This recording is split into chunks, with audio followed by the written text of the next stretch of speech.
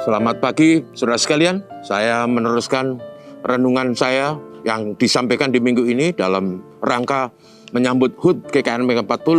Kita memaknai minggu ini sebagai Minggu Berbelas Kasihan, Compassion Week. Dan untuk renungan singkat pagi ini, saya beri judul, Jangan Ada Hati Dursila dan Jangan Kesal Terhadap Saudaramu yang Menderita. Teksnya diambil dari Ulangan 15 ayat 9-10, berbunyi demikian. Hati-hatilah supaya jangan timbul di dalam hatimu pikiran dursila. Demikian sudah dekat tahun ke-7, tahun penghapusan hutang, dan engkau menjadi kesal terhadap saudaramu yang miskin itu.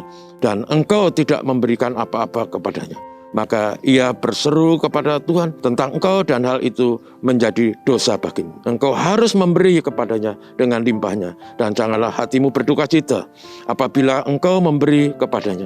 Sebab oleh karena hal itulah Tuhan Allahmu akan memberkati engkau dalam segala pekerjaan dan dalam segala usahamu. Saudara sekalian, sekali lagi masih dalam konteks Minggu Berbelas Kasihan, ada kata yang sangat menarik di situ dikatakan jangan ada pikiran dursila dan jangan ada kesal hati terhadap orang miskin di dekat Anda. Saudara sekalian, orang miskin bisa jadi memang miskin karena berbagai faktor. Tapi apapun alasannya, orang miskin adalah orang yang sangat menderita. Menderita karena orang miskin tidak punya hal-hal yang dibutuhkan, terutama yang berhubungan dengan makanan, kebutuhan dasar hidupnya. Dan karena itu nasihat firman Tuhan supaya kalau ada orang miskin di dekat kita dan kita kenal dan kita tahu, maka janganlah ada pikiran dursila, pikiran yang jahat, pikiran yang membuat hati manusia tambah kikir, tambah egois, tambah pelit, dan jangan juga ada hati yang kesal karena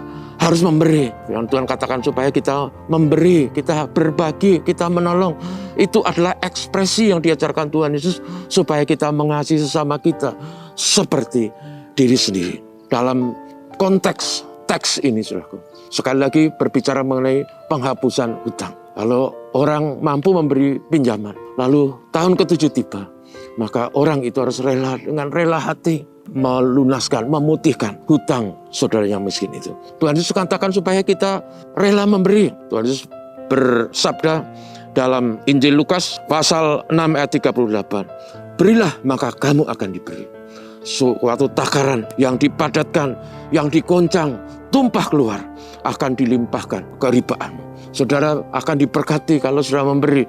Bahkan dalam teks tadi yang kita baca, mengapa orang Israel diberkati, mengapa ada kelimpahan? Karena orang Israel adalah salah satu bangsa yang terdidik supaya rela dan peduli untuk memberi. Orang Israel adalah orang yang sudah menjadi sangat biasa untuk berbagi dan memberi. Dan itu sebabnya Tuhan katakan, Tuhan memberi berkat yang limpah. Saudara, kalau kita diberkati, jangan sampai ada hati dursila dalam hidup kita. Jangan sampai kita menjadi kesal karena ada orang yang minta tolong. Mari kita berbagi. Mari kita mengasihi. Tuhan menolong kita. Amin. Terima kasih Tuhan untuk firman-Mu. Tolong kami supaya kami tidak mempunyai pikiran yang dursila. Tolong kami supaya kami tidak menjadi kesal kalau kami harus menolong. Kalau kami bisa menolong, biarlah kami bisa menolong dengan sukacita. Berbagi, memberi. Karena firman Tuhan mengatakan, berilah maka kamu akan diberi. Dalam rangka HUT ini kami berdoa kiranya Engkau memberkati GKNF dan agenda HUT yang masih tersisa diberkati. Semua berjalan lancar menjadi berkat bagi umat. Menolong GKNF, menolong pembangunan sedang berlangsung, mencukupkan dana yang dibutuhkan, menolong keluarga-keluarga yang ada. Terima kasih Tuhan. Menolong dan berkati negeri kami di tahun politik ini. Ini doa kami. Haleluya. Amin. Selamat pagi, saudara.